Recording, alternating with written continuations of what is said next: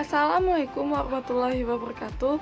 Halo teman-teman, kami dari kelompok 3 ingin membahas materi tentang teori perdagangan baru. Teman-teman udah tahu belum tentang teori perdagangan baru? Kalau belum, mari kita simak videonya ya. Sebelum memulai videonya, izinkan kami untuk memperkenalkan diri kami masing-masing. Saya Adinda Aulia Melisa Fitri dengan NIM C1A019077. Saya Vina Friza dengan NIM C1A019095. Saya Titin Sumarni dengan NIM C1A019084.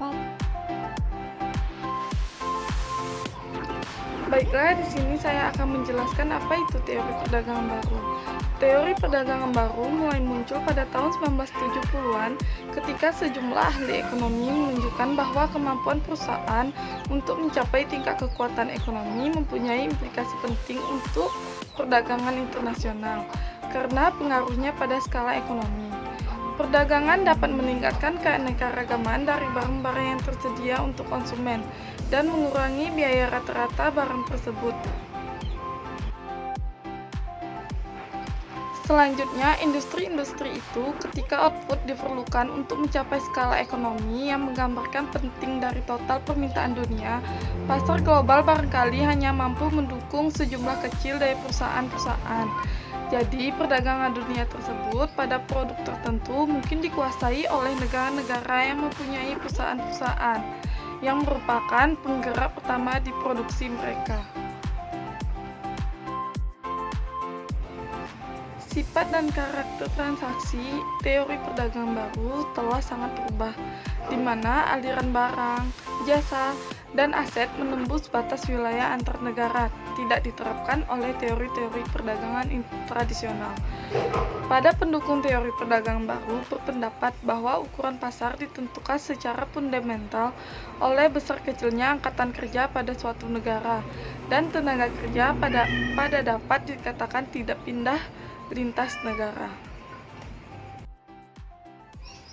3 kelemahan utama teori perdagangan baru. Yang pertama, teori perdagangan baru menjelaskan perbedaan struktur produksi melalui hubungan yang mendasari. Yang kedua, teori ini tidak menjelaskan mengapa perusahaan-perusahaan dalam sektor tertentu cenderung berlokasi saling berdekatan, yang mendorong adanya spesialis regional. Yang terakhir, teori ini menunjukkan perkembangan secara bertahap dan bersama-sama di semua negara berkembang. Padahal dalam kenyataannya, industrialisasi seringkali berupa gelombang industrialisasi yang sangat cepat, di mana industri menyebar secara berurutan dari satu negara ke negara lainnya. Teori model berlian menurut Potter. Menurut Potter, suatu negara memperoleh keunggulan daya saing jika perusahaan yang ada di negara tersebut kompetitif. Porter mengajukan diagram model yang terdiri dari 4 determinan. Yang pertama, kondisi-kondisi faktor. Yang kedua, kondisi-kondisi permintaan. Yang ketiga, industri terkait dan pendukung. Yang keempat, strategi perusahaan, struktur dan persaingan. Kondisi-kondisi faktor merujuk pada posisi nasional dalam faktor-faktor produksi seperti tenaga terampil, terlatih, terdidik, dan infrastruktur yang diperlukan dalam berkompetisi di industri tertentu. Kondisi-kondisi permintaan adalah karakteristik permintaan lokal terhadap produk atau jasa tertentu. Industri terkait dan pendukung merupakan kehadiran atau ketidakhadiran industri pemasakan atau pendukung yang secara internasional kompetitif. Strategi perusahaan, struktur dan persaingan merupakan kondisi-kondisi yang mengatur cara-cara pendirian perusahaan, pengoperasiannya, pengelolaannya, dan sifat persaingan domestiknya. Keempat determinan tersebut, sendiri-sendiri maupun sebagai suatu sistem, adalah konteks bagi pendirian perusahaan-perusahaan nasional dan kompetisi di dalamnya, yaitu yang pertama, ketersediaan sumber daya dan keahlian yang dibutuhkan untuk keunggulan kompetitif dan industri. Yang kedua, informasi yang membentuk persepsi, peluang dan memberi arah pengalokasian sumber daya dan keahlian. Yang ketiga, sasaran-sasaran para manajer, pemilik, dan SDM yang dilibatkan dalam kompetisi. Yang keempat, tekanan-tekanan yang diperlukan oleh perusahaan untuk melakukan investasi dan inovasi tertentu. Suatu negara akan cenderung sukses dalam industri atau segmen industri tertentu jika industri atau segmen industri tersebut sesuai dengan model atau berlian yang dipunyainya. Sesuatu model tersebut, suatu negara tidak akan mungkin memiliki atau membangun keunggulan kompetitif untuk semua jenis industri.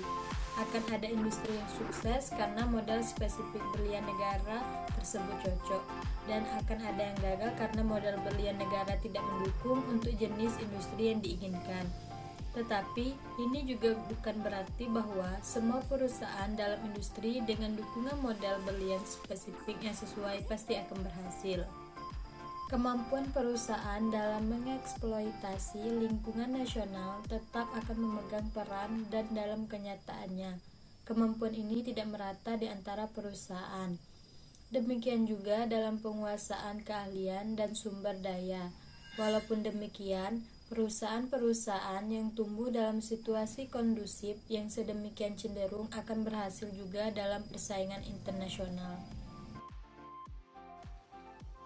Materi selanjutnya yaitu tentang 6 komponen dari teori Berlian Porter.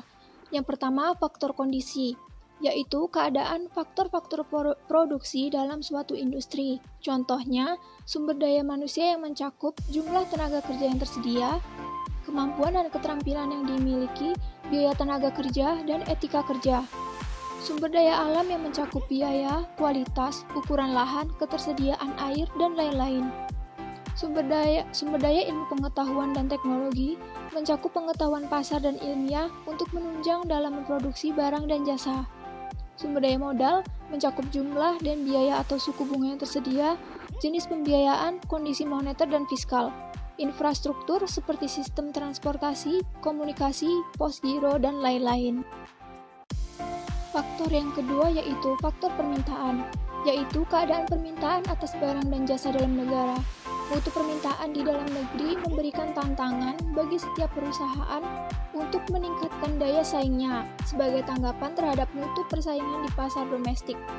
Ada 3 faktor kondisi permintaan yang mempengaruhi daya saing. Yang pertama, komposisi permintaan domestik. Yang kedua, jumlah permintaan dan pola pertumbuhan. Yang ketiga, internasionalisasi permintaan domestik. Komponen yang ketiga yaitu industri terkait dan industri pendukung, yaitu keadaan para penyalur dan industri lainnya yang saling mendukung dan berhubungan. Keberadaan industri terkait dan industri pendukung memiliki daya saing global, mempengaruhi daya saing industri utamanya. Komponen yang keempat yaitu struktur persaingan dan strategi perusahaan, yaitu strategi yang dianut perusahaan pada umumnya, struktur industri dan keadaan kompetisi dalam suatu industri domestik. Komponen yang kelima, faktor pemerintah. Pemerintah bertugas untuk menetapkan standar produk lokal melalui departemen-departemen yang ada. Pemerintah juga seringkali menjadi pembeli utama, misalnya pembelian alat komunikasi atau penerbangan untuk keperluan negara. Pemerintah dapat juga menjadi penjual utama atau pemegang kekuasaan atas produk-produk vital yang menyangkut kepentingan rakyat banyak. Pemerintah mengontrol media periklanan dan membuat regulasi dari pelayanan pendukung. Komponen terakhir yaitu faktor kesempatan. Faktor kesempatan merupakan suatu hal yang besar di luar kekuatan industri dan pemerintah dalam memberikan pengaruh. Contoh khususnya dalam mempengaruhi keunggulan kompetitif, yaitu hak paten, peran, keputusan politik dari pemerintah luar, dan lain-lain.